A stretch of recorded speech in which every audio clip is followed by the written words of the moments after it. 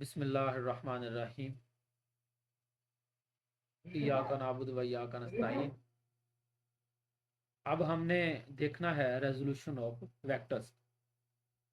ये बात नोट फरमा लें कि हमारे पास ये जो रेजोल्यूशन ऑफ वेक्टर्स है ये very very important long very very important long question है।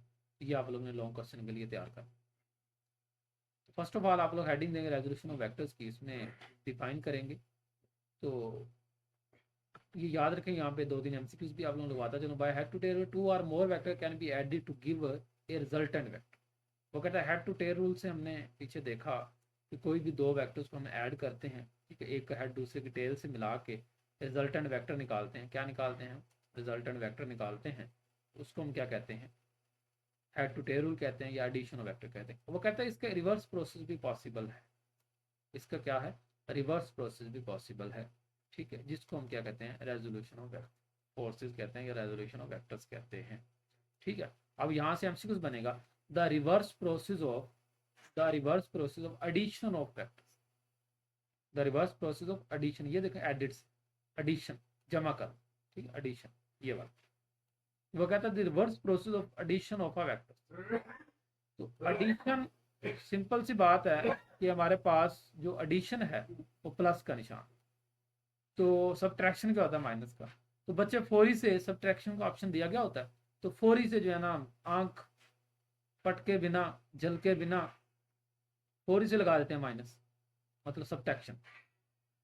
ये ज़हन में रखना, यहाँ से एमसीक्यू मैंने इलेबोरेट कर दिया कि इस तरह आप लोगों ने नहीं लगाना। तो ये याद रखेंगे the reverse process of resolution, sorry the reverse process of addition of vectors. कि वेक्टर को ऐड करने का जो रिवर्स प्रोसेस है वो सब्ट्रैक्शन नहीं है बल्कि रेजोल्यूशन ऑफ फोर्स है। ये ज़हन में रखें, बार बार बताता चलो आप लोगों को कि जो reverse process of addition of vector, vectors को ऐड करने का, ये एडिट वेक्टर को ऐड करने का या उल्टा प्रोसेस है, उसको हम क्या कहते हैं? रेजोल्यूशन ऑफ फोर्सेस का नाम देते हैं, ठीक है।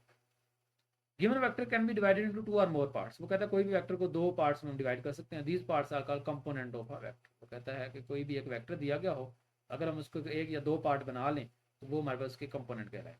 If these components are added up their resultant is equal to a vector. वो कहता है अगर इनको ऐड कर दिया जाए दोबारा तो वो भी क्या बनेगा? एक वेक्टर ही बनेगा।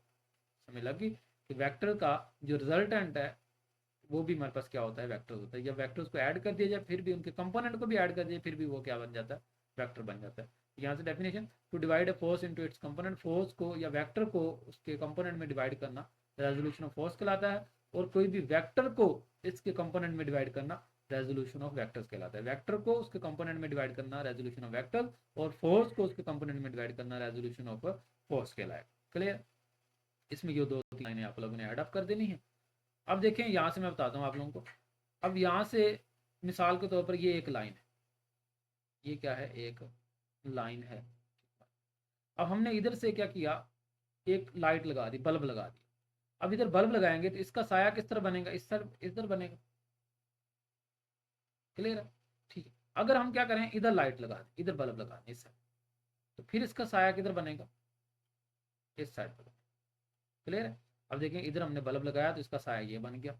अगर हमने बल्ब इस साइड पे लगा दो, ठीक है, या बल्ब इस साइड पे, अगर आप लोग बल्ब इस साइड पे लगाते हैं तो ये लाइन बनेगा, इसका साया इधर बनेगा। अगर ये बल्ब इधर से लगाते हैं तो इसका साया इस साइड पे, दूसरी साइड पे बनता है ना। लाइट जिस साइड से पड़ रही होती है ना, उसके बैकग्राउंड पे साया बन रहा होता है उसका। क्लियर है? तो ये अगर इस साइड पे लगाएंगे तो इधर साया बनेगा, ये वाई एक्सिस। और ये क्या है? अगर इधर रोशनी ऊपर लाइट लगाते हैं तो ये नीचे उसका जो लाइन बनेगी ये एक्स एक्सिस बनेगा। तो ये दो जो डायग्राम्स है आप लोगों ने लाजमी लिखने हैं, एक्स एक्सिस और वाई एक्सिस के। इनमें से कोई एक भी बना देंगे तो काम चल जाए। क्लियर है? बस इसमें ये शो कर देना आप लोगों ने, ये एक्स एक्सिस है, ये वाई एक्सिस, ठीक है। अब फोर्स को हमने दो कंपोनेंट्स में डिवाइड कर दिया, ठीक है। एक कंपोनेंट उसका एक्स एक्सिस के साथ है तो वो एफ एक्स कहलाएगा, हॉरिजॉन्टल कंपोनेंट। और दूसरा जो है वाई एक्सिस के साथ है, वो हमारे पास क्या कहलाएगा? वर्टिकल कंपोनेंट कहलाएगा। ये सारी वर्डिंग में सिर्फ यही लिखा हुआ है कि अगर हम क्या करते हैं, रोशनी इधर हॉरिजॉन्टल लेते हैं ऊपर की तरफ, ये हॉरिजॉन्टल एक्स एक्सिस के साथ एंगल बनाएगी हमारे पास फोर्स, इसका साया इधर बनेगा। क्लियर? या मान लो ये फोर्स है, ये देखो ये फोर्स, इधर रोशनी पड़ेगी, इस फोर्स का साया किधर बनेगा? ये इधर बनेगा। अब इधर से रोशनी पड़ेगी तो यही फोर्स का साया किधर बनेगा? इधर बनेगा। क्लियर है? पहले मैंने वो समझाने की कोशिश की, अब इसको देखो, इसको इधर रोशनी इधर से आएगी, इसका साया ये बन जाएगा। रोशनी इधर से आएगी, इसका साया ये वाली लाइन बन जाएगी, वो एक्स एक्सिस वाली, क्लियर है। तो ये दो उसके कंपोनेंट बन गए। तो component of a vector is it's effective value in given direction. ये डिफाइन रखनी है, ये बेसिकली क्या होती है, एमसीक्यूज में आ सकता है, इसकी इफेक्टिव वैल्यू होती है, क्लियर है। अब यहाँ पे हमारे पास जो एक्स और y component can be practically drawn by dropping perpendicular from the tip of the force. वो कहता है ये जो फोर्स है ना एफ, इधर से परपेंडिकुलर अगर ड्रा करते हैं इस तरह नीचे, ये परपेंडिकुलर, ये इसके क्या बन जाता है, कंपोनेंट बन जाता है। इधर से हम क्या करते हैं, इस तरह ड्रा करेंगे तो ये इसका क्या बन जाएगा, ये यहाँ से इस तरफ, ये इसकी टिप से ये एक्स एक्सिस, और ये इधर क्या बन गया, इसका वाई एक्सिस बन गया, क्लियर है। चले, अब इसमें से आप लोगों ने ये खास तौर पर ये लाजमी करना है, तो ठीक है, इसके परपेंडिकुलर कंपोनेंट बन जाएंगे एफ, ये cos थीटा, cos थीटा हमारे पास क्या होता है, base over hypotenuse, F x over F आ जाएगा, ठीक है, एफ एक्स और एफ आ गया। ये एफ इधर आके मल्टीप्लाई हो जाएगा cos के साथ, क्लियर है। ये मल्टीप्लाई जब होगा तो F cos F x is equal to F cos theta आ जाएगा, क्लियर है। उसके बाद साइन थीटा क्या होता है हमारे पास, प्रिपेंडिकुलर ओवर हाइपोटेन्यूज, मतलब एफ वाई ओवर, ये परपेंडिकुलर ओवर, ये रेड वाला परपेंडिकुलर ओवर हाइपोटेन्यूज, ये आप लोगों ने मैथ में पढ़ा हुआ है, एफ वाई ओवर एफ। तो यहाँ से भी क्या करेंगे, एफ जो है ना दूसरी साइड पे जाके क्या हो जाएगा, मल्टीप्लाई हो जाएगा। ये बेशक ये ए सी ओ सी ना लिखें, कोई टेंशन नहीं, ये भी ए सी ओवर ओ सी ना लिखें, ओ ए ओवर ए सी ओ सी, प्रिपेंडिक वो लिख दें आप लोग simple, base over hypotenuse perpendicular over hypotenuse, तो ये भी F y sine theta, clear है। ये लोगों का एक लॉन्ग क्वेश्चन कंप्लीट हुआ। आगे है इसका मैग्नीट्यूड, ये एक अलग से लॉन्ग क्वेश्चन आया था 4.5 जो है ना, ये एक अलग से लॉन्ग क्वेश्चन आया था, क्लियर।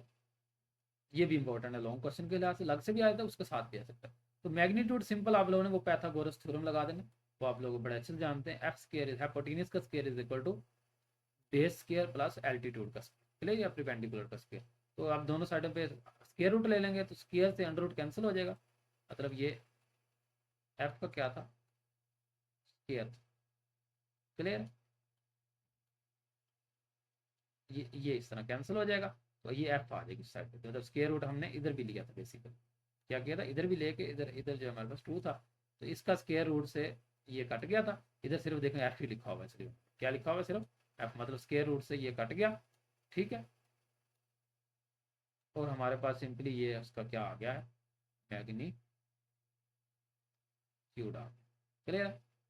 अच्छा, उसके बाद अगर इसकी डायरेक्शन मालूम करनी है तो डायरेक्शन हमारे पास टेन क्या होता है, टेन हमारे पास होता है प्रिपेंडिकुलर ओवर बेस, टेन हमारे पास साइन ओवर काज प्रिपेंडिकुलर ओवर बेस। ये ऊपर देखें, इसका प्रिपेंडिकुलर क्या बनता है हमारे पास, प्रिपेंडिकुलर ये बनेगा और बेस ये बनेगा, तो प्रिपेंडिकुलर एफ वाई है, बेस क्या है एफ एक्स, और एफ वाई ओवर एक्स आ गया, क्लियर है, एफ एक्स आ गया। और अगर यहाँ से टेन है, टेन दूसरी साइड पे जाके टेन इनवर्स हो जाएगा, तो ये इसकी हम क्या कर सकते हैं, इस फार्मूले से इसकी डायरेक्शन मालूम कर सकते हैं, क्लियर है। आगे ये छोटा सा एक एग्जांपल की गई, एग्जांपल अवलोकन करने की, 160 न्यूटन की हमारे पास क्या है, फोर्स लग रही है और 60 डिग्री के एंगल बना रही है, 160 न्यूटन की फोर्स ये लग रही है और 60 डिग्री का एंगल बना रही है।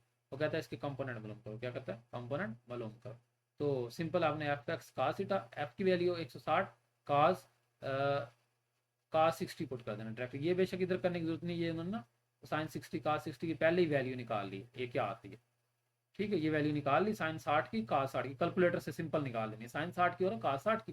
फिर इनकी वैल्यू इधर एफ एक्स एफ कास एफ 160 दिया गया, कास जो है 0.5 हमने वैल्यू निकाली, ये इधर पुट करके 80 न्यूटन आ गया, और F y sine theta, F की वैल्यू 160 वही जो फोर्स दी हुई है, और साइन 60 हमारे पास कितना होता है 0.86, तो साइन थीटा की जगह आप लोग क्या कर देंगे 0.86 पुट कर दें, 66, तो ये हमारे पास क्या आ जाएगी 138 न्यूटन आ गई, और ये हमारे पास क्या आ गई है 80 न्यूटन, क्लियर है।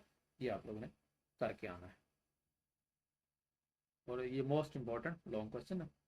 चलें आज का लेक्चर यहीं पे एंड करते हैं, ओके, अल्लाह हाफिज़।